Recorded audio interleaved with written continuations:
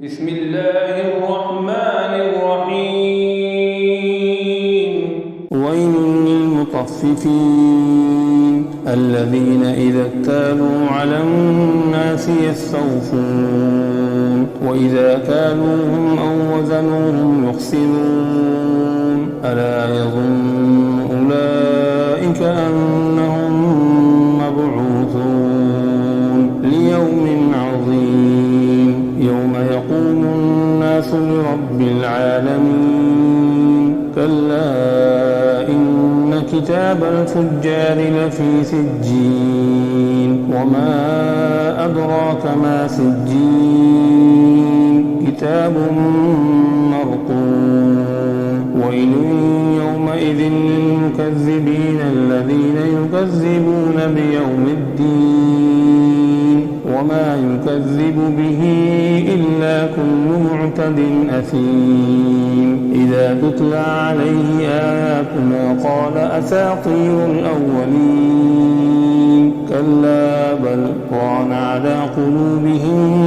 ما كانوا يكسبون كلا إنهم عن ربهم يومئذ لمحجوبون ثم إنهم لصالو الجحيم ثم يقال هذا الذي كنتم به تكذبون كلا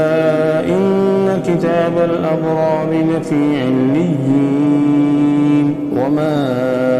أدراك ما عليون كتاب مرقوم يشهده المقربون إن الأبرار لفي نعيم على الأرائك ينظرون تعرف في وجوههم نضرة النعيم يسقون من رحيق مختوم ختامه مسك وفي ذلك فليتنافس المتنافسون ومزاجه من تسنيم عينا يشرب بها المقربون إن الذين أجرموا كانوا من الذين آمنوا يضحكون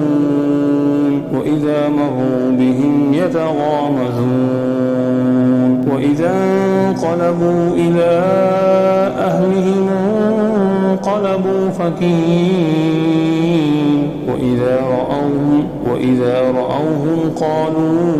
إن هؤلاء لضالون